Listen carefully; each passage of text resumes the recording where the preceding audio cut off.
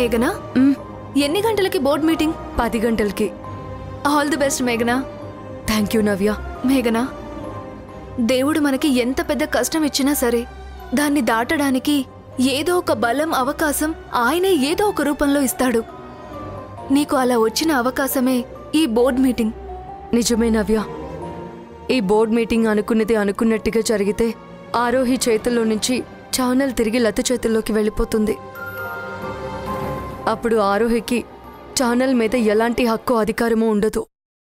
ఆరోహి ఛానల్లోనే కాదు, మా ఇద్దరి జీవితాల్లో అడ్డుగా కూడా ఉండదు.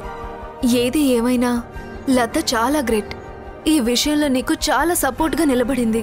మామూలుగా కాదు నవ్య, చాలా బలమైన స్ట్రాంగ్ పిల్లర్లా నిలబడింది. ఆరోహికి ఎదురు వెళ్ళడం అంటే అంత ఈజీ కాదు. అయినా సరే నేను బావుండాలి, నా కాపురం బావుండాలని ఆరోహిని ఎదిరించి నిలబడింది. ఈ విషయంలో లతకి నేను జీవితాంతం రుణపడి ఉంటాను. లత అంటే గుర్తుకొచ్చింది, తను మీటింగ్కి బయలుదేరిందో లేదో.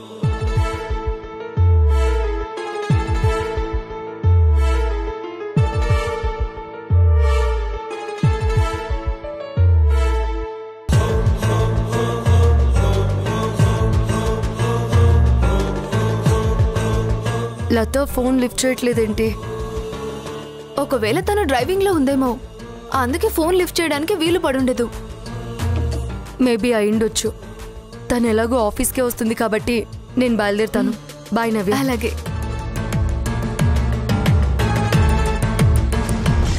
ఛానల్ తిరిగిచ్చి తీరాల్సిందే అని లతా గారు బోర్డ్ ఆఫ్ డైరెక్టర్స్ మీటింగ్ పెట్టించారంట.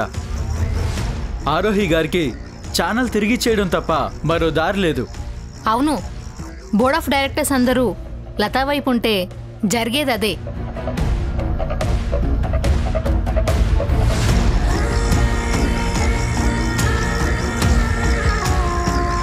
ఏంటి వర్క్ వదిలేసి అందరూ ఉదయాన్నే ముచ్చట్లు పెడుతున్నారు? ఆరోహి చూసిందనుకో, అందరినీ జాబ్లో నుంచి తీసి పడేస్తుంది. అర్థమైందా? పాపం రేపటి నుంచి ఛానల్ చైర్మన్గా ఆరోహి గారు ఉండరు నందు. ఛానల్ చైర్మన్గా ఆరోహి ఉండదా? ఎందుకు? ఆరోహి గారిని ఛానల్ చైర్మన్ బాధ్యత నుంచి తప్పుకోవాలని ఇప్పుడు బోర్డ్ ఆఫ్ డైరెక్టర్స్ మీటింగ్ జరగబోతోంది. అవునా? అవును నందు. ఈ టెన్షన్లో పాపం ఆరోహి గారు చాలా బాధపడుతూ వస్తూ ఉంటారు.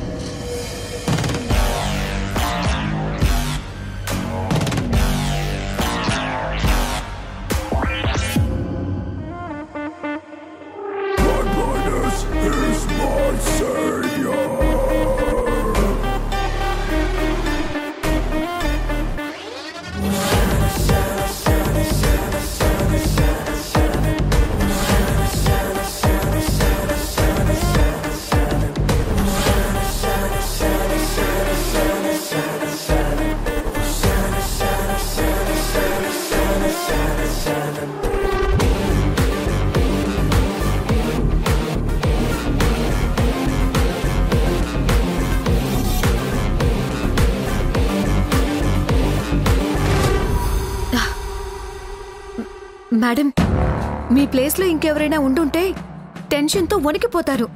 సేఫ్టీ కోసం పక్కనే ఒక డాక్టర్ని, ఆఫీస్ బయట అంబులెన్స్ని పెట్టుకుంటారు.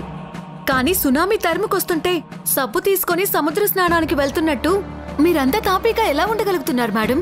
తప్పదు అని చెప్పినప్పుడు తప్పించుకోలేము అని గీతలో కృష్ణుడు చెప్పాడు. టెన్షన్లో నాకు నోట మాట రావట్లేదు మేడం, కానీ మీకు మాత్రం వేదాంతం తన్నుకొస్తుంది. దండుపాలెం బ్యాచ్కి కూడా మీ అంత గుండె ధైర్యం ఉండదు మేడం.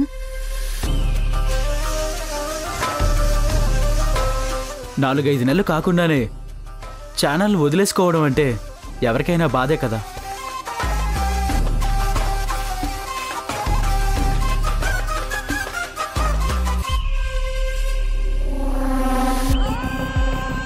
మేడం వచ్చారు.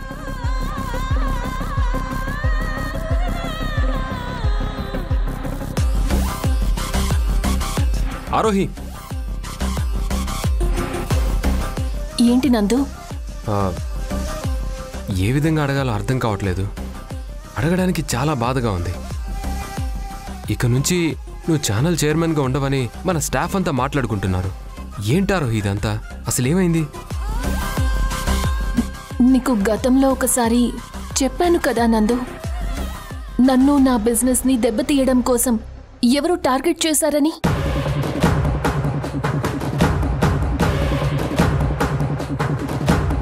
అందులో భాగంగానే నేను ఛానల్ని సరిగ్గా పట్టించుకోవట్లేదని, నా కారణంగా ఛానల్కి నష్టం వస్తుందని, షేర్ వాల్యూస్ పడిపోతున్నాయని నా మీద అలిగేషన్స్ చేశారు. ఛానల్ని తిరిగి లతకిచ్చేయమని డిమాండ్ చేస్తూ మీటింగ్ అరేంజ్ చేశారు.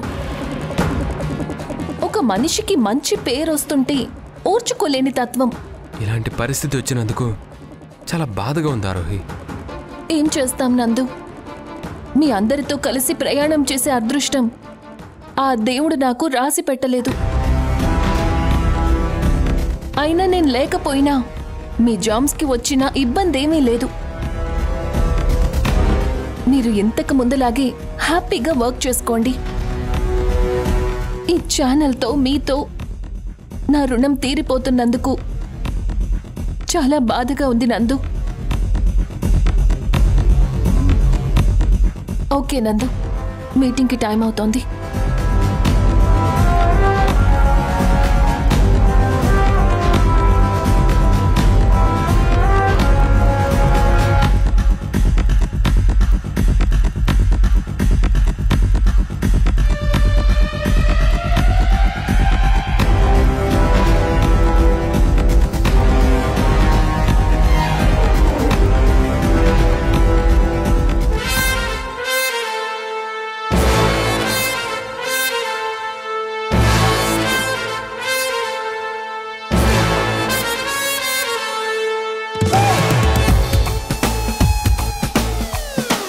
లత వచ్చేసి ఉంటుంది.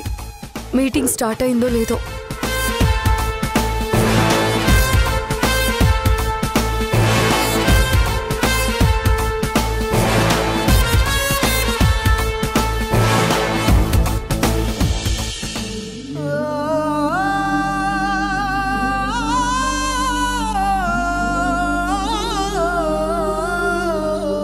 మన మధ్య ఏర్పడిన అపార్థాలు దూరం తొలగిపోవడానికి ఈరోజు మొదటి అడుగు పడబోతోంది నందు.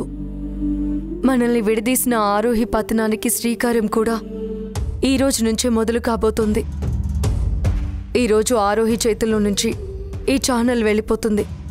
ఇక త్వరలోనే తన నిజస్వరూపాన్ని, మన మధ్య మనస్పర్ధలు సృష్టించడానికి తను చేసిన కుట్రల్ని నీకు నిరూపిస్తాను.